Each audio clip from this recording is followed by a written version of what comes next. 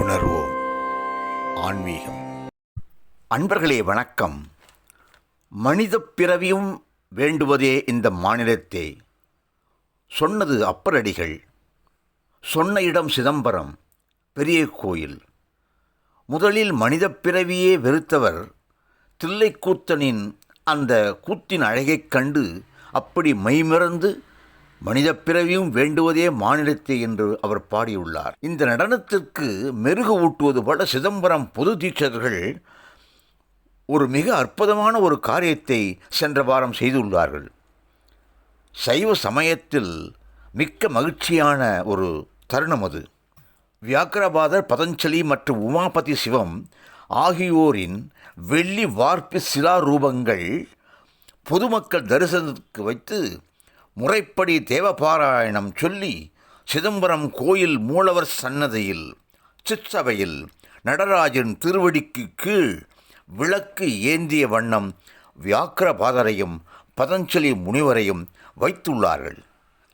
நடராஜ பெருமானை விளக்கு ஏந்திய இந்த இரு பக்தர்களுக்கு இடையே நாம் பார்க்கின்ற பொழுது நம் கண்கள் பணிக்கின்றது அன்பர்கள். இந்த இருவரின் இடைவிடாத தொண்டினால்தான் ஆனந்த நடனத்தை எம் பெருமான் பொதுவில் ஆடி காண்பித்தான். அடியவர்களின் மீது அவ்வளவு கருணை உள்ளம் கொண்டவன் சிவபெருமான். அவர்கள் தவம் இருந்தார்கள், ஆனந்த நடனத்தை கண்டு களித்தார்கள். ஆனால் இன்று நாம் இந்த இருவர்களின் மத்தியில், விளக்கேந்திய வண்ணம் இருக்கின்ற இந்த இருவரின் மத்தியில் சிவபெருமானின் பொதுவில் ஆடுகின்ற அந்த அழகைக் கண்டு நாம் ரசிக்கின்ற பொழுது நாம் என்ன தவம் செய்தோமோ தெரியாது. ஆனால் அதன் பலனை நாம் அனுபவிக்கின்றோம். அவர் நாட்டியத்தை கண்டு கண்குளிர மனம் மகிழ நாம் காண்கின்றோம். விளக்கு ஏந்திய உமாபதி சிவம் சிலையை அம்பாளுக்கு அருகே வைத்திருக்கின்றார்கள். எதனால் இந்த மூவருக்கு மட்டும் தில்லை தீட்சிதர்கள் வெள்ளியில் ஆன சிலாரூபத்தை செய்து அதை இறைவனுக்கு மிக நெருக்கத்தில் வைத்துள்ளார்கள்? ஆக இந்த மூவரை பற்றி ஒரு சிறு குறிப்பை தெரிந்து கொள்வதில் மகிழ்ச்சிதானே அன்பர்களே. சிதம்பரத்தில் வியாக்கிரபாதர் என்னும் புலிக்கால் முனிவர் திருப்புலிச்சுரம் என்று அழைக்கப்படுகின்ற இளமையனாக்கினார் கோவில் இருந்து கொண்டு தில்லைவனக் காட்டில் வண்டுகள் தீண்டும் முன் மலர்களை பறித்து இங்கே உள்ள ஆதிநாதர் சிவலிங்கத்திற்கு பூஜை செய்வார். அதிகாலையில் மரத்தில் ஏறி வண்டு எச்சில் படுகின்றதுக்கு முன் தூய மலர்களை சேகரித்து சிவபூஜை செய்வதற்கு இறைவன் அவர் வேண்டியபடி புலிக்கால்களையும் புலி நகங்களையும் இரவில் பார்க்கும் விழிகளையும் தந்து அருளினார். புலிக்கால் முனிவர் தான் எண்ணியபடி சிவபூஜை செய்து பல ஆண்டுகள் தவம் செய்கின்றார். இப்பொழுது பதஞ்சலி முனிவரை பற்றியும் நாம் புரிந்து கொள்ள வேண்டும். இவர் திருமாலின் படுக்கையாக உள்ள ஆதிசேஷனின் அவதாரமாவார். சிவபெருமானின் தாருகாவனத்தில் ஆனந்த கூத்தை திருமால் ரசித்த வண்ணம் தானும் அந்த நடனத்தை காண வேண்டும் என்று திருமாலிடம் வேண்டுகிறார்.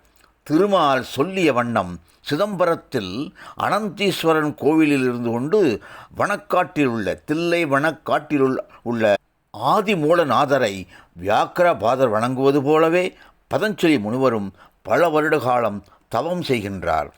பதஞ்சலி முனிவர் 196 யோக சாஸ்திரங்களை உலகுக்கு வழங்கினார். சமஸ்கிருத இலக்கணம் மற்றும் மருத்துவம் பற்றி அதிக அளவு மக்களுக்கு பயன்படும் வகையில் சொல்லியிருக்கின்றார்.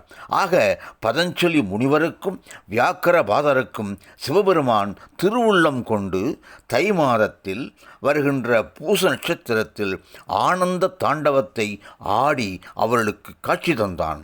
ஆகையால் அன்று தொட்டு இன்று வரையும் எம் பெருமான் பொதுவில் ஆடிக்கொண்டிருக்கின்றான். இதற்கு மூல காரணம் வியாக்கிரபாதரும் பதஞ்சலி முனிவரும் ஆவார்கள்.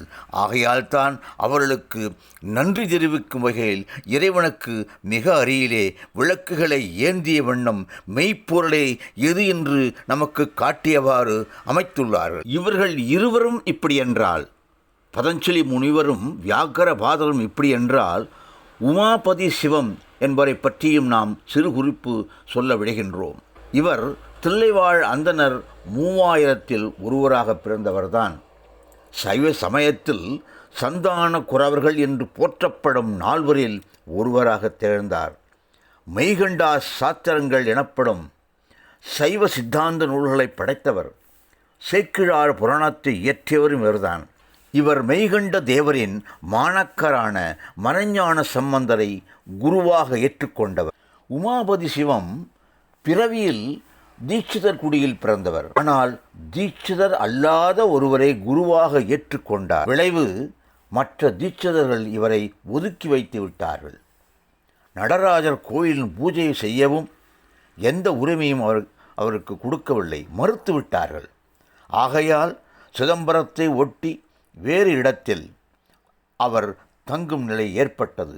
ஒருமுறை கொடியேற்றத்தின் பொழுது உமாபதி சிவம் முறை வந்தது. தீட்சிதர்கள் அந்த உரிமையை அவருக்கு கொடுக்க மறுத்துவிட்டார்கள். வேறு ஒருவரை கொடியேற்றச் சொன்னார்கள். அன்பர்களே, எத்தனை முறை முயன்றும் கொடியானது ஏறவில்லை. சிவபெருமான் திருவருளால் உண்மை அறிந்த தீட்சிதர்கள் உமாபதி சிவம் இருக்கின்ற இடம் நோக்கி பொது தீட்சிதர்கள் அத்தனை பேரும் சென்று அவரை கொடியேற்றித் தரும்படி வேண்டினர். உமாபதி சிவம் கொடியேறுவதற்கு 4 பாடல்களை கொடிக்கவி என்ற பெயரில் பாடினார். கொடி தடங்களின்றி ஏறியது. இதை கண்டு அனைவரும் மகிழ்ந்தார்கள். இப்படி பக்தர்களுக்காக சிவபெருமான் தாருகாவனத்தில் ஆடிய அந்த ஆனந்த தாண்டவத்தை இப்படி பொதுவில் நடனம் விடச் செய்த வியாக்கரபாதரும் பதஞ்சலி முனிவருக்கும் நாம் என்றும் கடமைப்பட்டுள்ளோம் என்பதை மறந்துவிடக்கூடாது.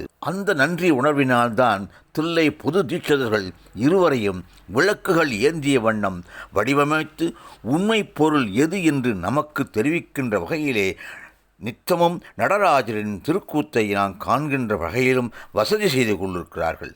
தில்லைவாழ் அந்தணரின் அந்த நல்ல உணர்வுக்கு நாம் தலைவணங்கி நம் நன்றியும் தெரிவிக்க வேண்டும் என்று சொல்லி வியாக்கரபாதர், பதஞ்சலி மற்றும் உமாபதி சிவம் அவர்களின் முழு வரலாற்றை அன்பர்களே தாங்கள் படித்து இன்புற வேண்டுமாய் கேட்டுக்கொண்டு இந்த அளவிலே முடிக்கின்றேன். நன்றி, வணக்கம். சிவா திருச்சிற்றம்பலம்.